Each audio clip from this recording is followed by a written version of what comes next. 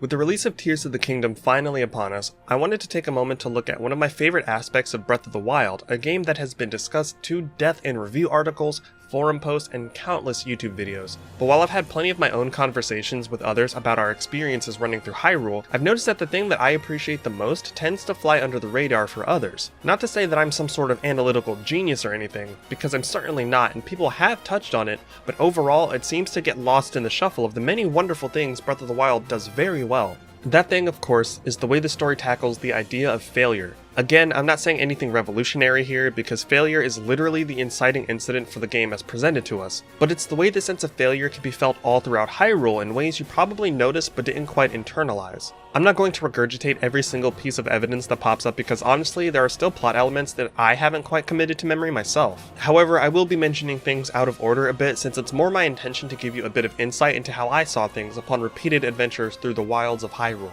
A quick thank you to everyone that continues to support the channel via Patreon. You all keep me motivated to do what I do. More on how you can join at the end, but for now, let's get to it. Breath of the Wild begins with Link waking up in the Shrine of Resurrection after a long slumber, and as the player, you're immediately placed in a state of curiosity. It's an odd departure from how we're typically introduced to Link, following him through a typical day of his life before things go crazy. Compared to many of its contemporaries, waking up in the shrine feels cold, sterile almost. I remember when I first played this game with my friend Nick back when it released, the word resurrection caught my attention and I jokingly said, "What, were we dead or something?" Not realizing that was my first real clue about what I'd come to love. When Link first awakens, all of his memories are gone, a byproduct of being in the resurrection chamber for as long as he had been, so he's just as clueless as the player is. It's by locating specific areas tied to certain memories that awaken them, and the full picture puts into perspective how we approach our journey through Hyrule. The first portion of our journey also reveals a strange reality for us as the player. Hyrule, for the most part, is already gone. So now, right as your journey is beginning, we're already wondering what's happened and for what reason. You see, a long time ago, the Sheikah were a technologically advanced race of people that could see an ancient evil was on the verge of returning. The royal family opted to make use of this array of technology in order to protect the citizens of their kingdom and created 4 massive machines known as divine beasts. To supplement the power offered by the divine beasts, an array of smaller autonomous machines that were just as capable in their own way were constructed. These smaller creations are what we came to know as guardians. When Ganon emerged, the combined might of the princess, the hero, and those recruited to pilot the divine beasts, known as champions, drove the creature back, allowing for the hero to land a crippling blow with the Master Sword as the princess used the power passed through the royal family to seal the beast away once more. Fast forward many generations to our current cast, and terrible omens suggesting the return of Calamity Ganon began to crop up. Monsters had become more numerous and more aggressive, Death Mountain had become strangely active, etc. Seeing the writing on the wall, the king tasked his daughter Zelda with training to awaken her own iteration of the power to seal away the calamity. She had also been tasked with recruiting 4 new champions to pilot the divine beasts as Hyrule's forces excavated the long-since dormant guardians in the hopes of restoring them for use in battle again. The Master Sword, known to many as the sword that seals the darkness, had already chosen its next wielder, which naturally is our boy Link. But neither Zelda nor Link are without their personal troubles here. Zelda, unlike her predecessors, is finding it impossible to awaken the power she needs to seal away the calamity once it returns. At every avenue she's reminded just how important her role is in protecting Hyrule, but aside from offering her prayers to the goddesses, there's nothing more she can do. So she ends up instead sinking a ton of her time and attention into the study of the lost Sheikah technology, hoping to find a way to be useful in some meaningful capacity in the event her sealing power fails to awaken. Zelda understands how critical it is to awaken the sealing power passed down to her because without that power, everyone dies. The doubt around Zelda's ability to perform her duty ends up spreading to others within the castle, who mockingly say that she will become the heir to a throne of nothing but failure. I think these lines are intentionally split and not necessarily meant to be read as just one continuous thought. If you look at them separately, they both make sense within the context of what's expected of her, as well as the resulting state her kingdom will inevitably be left in should she fail. To make matters worse for the princess, Link is appointed as her personal knight, and as we said earlier, he's already come into possession of the Master Sword. So every time she looks at him, she can only see her own failures being reflected. With the Master Sword having chosen him, Link's destiny and role in the fight with the Calamity is on track. She is the only one failing to perform her duties. Link is no stranger to the weight of destiny either, though. Having been chosen by the sword, acknowledged as the next hero, and tasked with defeating what he could likely only fathom as a sentient apocalypse, Link had plenty to worry about. As someone who was neither royalty nor nobility, all eyes were on Link, waiting to see him do great things, or worse, waiting to see him fail spectacularly. The immense pressure this put him under was enough to cause him to stop outwardly expressing his thoughts and feelings. There was so much at stake, not just for him, but for all the people he's ever known or loved, that he felt it was the right choice to simply choose silence, stay strong, and shoulder the weight of any burden he must. Once Link and Zelda truly started opening up to each other, I'm sure there was some sort of peace that they afforded the other. Maybe she'd unlock her gift soon. Maybe Ganon wouldn't arrive, and if he did, perhaps things would go smoothly. But that's the exact opposite of how things go. Zelda fails to awaken the power within her before Calamity Ganon returns, and everyone is forced to ready themselves for battle. The hope was that with the technology of the Sheikah on their side, their victory would be guaranteed, but to their dismay, Ganon wasn't going to fall for the same trick twice, and with the spread of his malice, he corrupts the Guardians, which sends them on a rampage, destroying towns and killing everyone in sight. And avatars of Ganon, known as Blights, were sent to kill the champions aboard the Divine Beasts and wrest control of those machines too. In one fell swoop, Calamity Ganon removed so many pieces from the board, leaving Link and Zelda alone to defend themselves. But even the hero becomes overwhelmed after an onslaught of monsters and guardians, ending up mortally wounded. It's in the moments before they both potentially die that Zelda awakens her powers, buying herself enough time to have Link transported to the Shrine of Resurrection, while she returns the damaged Master Sword to its pedestal in the hopes Link will one day retrieve it. Zelda then returns to Hyrule Castle to temporarily seal herself and Ganon in her ruined home, hoping to buy as much time as it takes for Link to heal and come finish the fight. And that all happens before the game begins. Once you know the full scope of what befell Hyrule, it changes how you view your adventure through it. The shadow of Hyrule's failures loom over you every step of the way, even failures from generations long gone. For example, the Yiga clan roaming around Hyrule only exists because the royal family had become so paranoid that the Sheikah would use the same technology that helped to seal the Calamity away against the kingdom. This led to the Sheikah being banished from the kingdom, and while many of them agreed to relinquish their incredible technology to continue on as normal citizens, those that refused and chose exile swore their allegiance to Calamity Ganon as a direct result.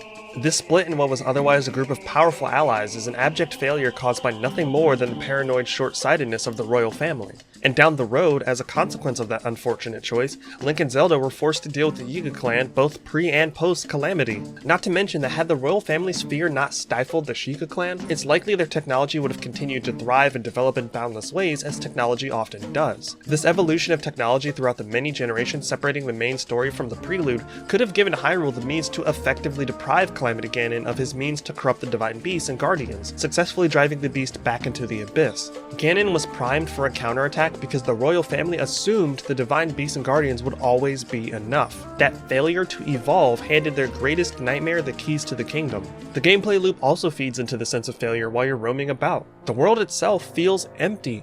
And I don't mean that in a lack of content way or with the tone of criticizing a perceived lack of things to do. I mean in regard to the citizens of Hyrule. Aside from places like Kakariko and Hateno, there's essentially no one here. You have to go out of your way to find other encampments because these places are made up of the descendants of those who survived the Calamity 100 years ago.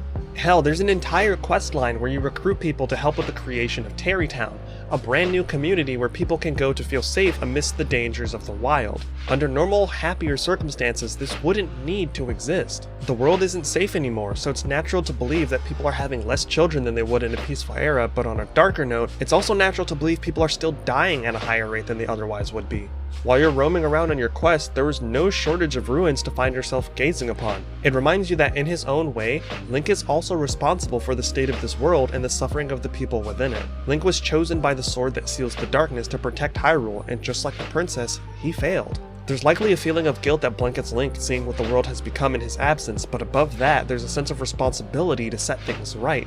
Continuing with the gameplay loop, in the same vein as the ruins scattered across Hyrule, from a great many places on the map, Hyrule Castle is visible in some way. It serves as a constant reminder that time is of the essence, and that while Link is dealing with the aftermath of his own failure, so is the trapped princess. The castle looms in the distance, tugging at your thoughts that you have somewhere important to be. However, Link understands that he cannot afford to fail a second time. Sure, the way to the castle is open for those bold enough to take the head-on approach, but thematically it makes much more sense that Link would take his time to rebuild the strength he'd lost.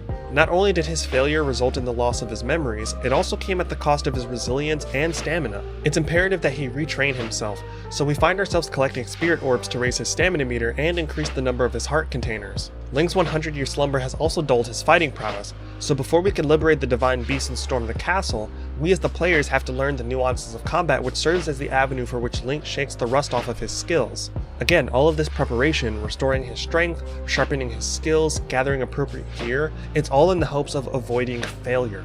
Zelda is working impossibly hard to stem the tides of calamity, and Link understands he must do the same if he's to rise to the occasion. Even the Blood Moon serves to taunt Link with the malice of Calamity Ganon reviving monsters the hero has defeated, a horrific circumstance that wouldn't exist if the kingdom had succeeded in driving back the darkness. Link works tirelessly to make the wilds a safe place for those who happen to still live there, but has to watch his efforts go up in smoke every time a full moon rises. If you pair that with the persistent threat of the patrolling guardians that can be found all over Hyrule, it must feel like he's failing to protect these lands all over again. He's even operating without the sword he needs to accomplish his end goal. Just like its wielder, the Master Sword needed to be restored after the pitiful state it had been left in.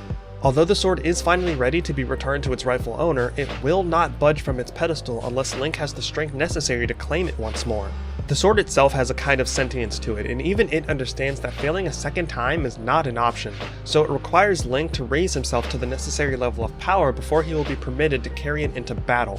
But let's not forget what Zelda must be going through. The guilt that racks her soul is just as heavy as the burden of responsibility Link carries on his shoulders. Although she couldn't have seen the possibility of Ganon corrupting their Sheikah technology coming, her inability to awaken her sealing power preemptively undoubtedly led to the deaths of everyone she's ever cared about, even coming staggeringly close to losing Link.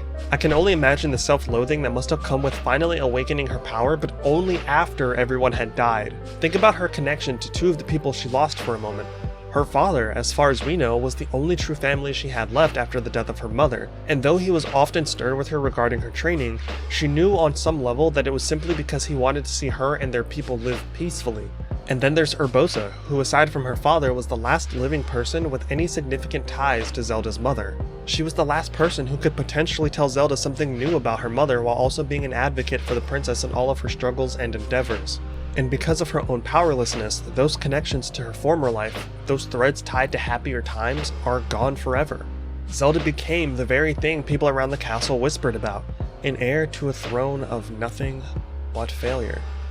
Her kingdom had been razed to the ground, the citizens that populated it were either massacred or scattered to the winds, and 100 years have passed since the royal family had any authority, giving rise to the era of the wilds. For all intents and purposes, there was nothing left. She had indeed inherited a throne in Hyrule Castle that overlooked nothing but the ruins of her family's legacy. But that's what makes her choice to trap herself with Ganon so much more engaging. Zelda decided to place her hope in Link, to place her hope in the idea that there was still a future for Hyrule, the hope that despite their personal and collective failures that this wasn't how their story, how their legend, would end.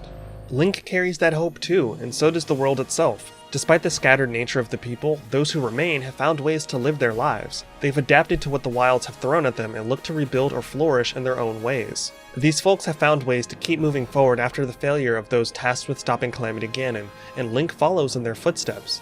One by one, he frees the spirits of the champions trapped in the Divine Beast so that they may finally move on and rest once the final battle concludes. He grows stronger and stronger through both his trials as well as seeing the various settlements that exist, allowing him to experience some semblance of normalcy again. These moments quietly remind both Link and the player that there is still enough of this world left to save, and regardless of his sense of duty, it's worth saving. Freeing the champion's souls gives them the ability to assist Link in defeating Ganon, allowing them a chance to make up for their failure to fend off the Blights and carve open a path to a brand new future for Hyrule. With the Divine Beast freed, the sword that seals the darkness in hand, restored strength, and an intensified desire to set things right, Link marches through the ruins of Hyrule Castle, the once bustling structure devoid of the warmth and regality he once knew. It's the final reminder of what it is he's lost and what he's hoping to restore on the lead up to the confrontation. The battle's hard fought even with the help of the champions, but Link refuses to yield. The cycle of the hero, the princess, and the evil has gone on for eons, and this time, Link will make sure that he upholds his destiny. The weight of failure that had been resting on his shoulders was replaced by a sense of hope in the future, not just his future or Zelda's, but everyone's. With the assistance of the princess, Link finally puts down the Calamity with several well-placed shots from a powerful bow, the arrows of light symbolic of the casting away of darkness and the forging of a new way forward. Even in the direct aftermath of their victory, it's not like time is going to turn back the hands of the clock. While there's no redo and the people they've lost won't be returning, it's not sad. For the first time in 100 years, Hyrule is free once again to chart its own future. And while the kingdom they knew is gone and the two essentially have nothing, they've got each other again, and that's enough for them. From this point forward, their future was their own, and the failures that brought them there can finally be left in the past, where they belong. Breath of the Wild can hit you in ways that you aren't expecting, and in ways that it might not hit other people. As someone that struggles with the idea of failing not only myself but the people around me, this game was a vibrant reminder that the world doesn't end just because something has gone wrong for me. But it also reminded me that even when it does feel like the world has fallen apart, all I can do is pick up the pieces of what's left and keep moving forward to the best of my ability.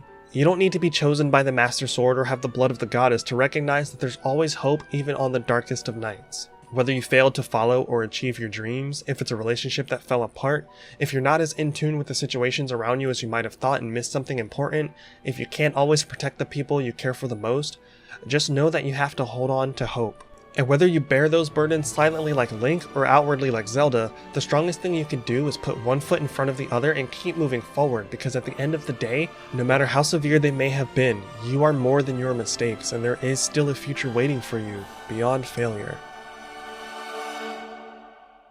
Thank you so much for watching. This video took a bit of time to come together because I wasn't exactly sure how I wanted to go about it. Like I said, Breath of the Wild has been talked about to death in so many different ways, so I wanted to make sure that whatever I did was representative of my own experience and appreciation of the game. If you're a Zelda fan, I'd love to hear what your experience or takeaway from Breath of the Wild was like. Or if you weren't the biggest fan of this game, what was your favorite Zelda game and why? I'll be streaming Tears of the Kingdom on my Twitch channel when it drops, and I'll very likely be streaming longer than normal because of that. So feel free to check me out over at twitch.tv/somewherepastnever and give me a follow so that you'll be notified when I go live. Another huge shout out to my wonderful supporters who help to keep the channel going over on Patreon, with a special shout out to Celestial tier backers Super Sunset and Scrub Zero. If you want to see videos a few days early like they get to, as well as secure a portrait for the credit scroll, head on over to patreon.com/somewherepastnever and we can make that happen. Links to all relevant socials will be in the description below. Remember to take care of yourselves and others. I hope your days remain or become Saturnian, and as always, thanks for watching.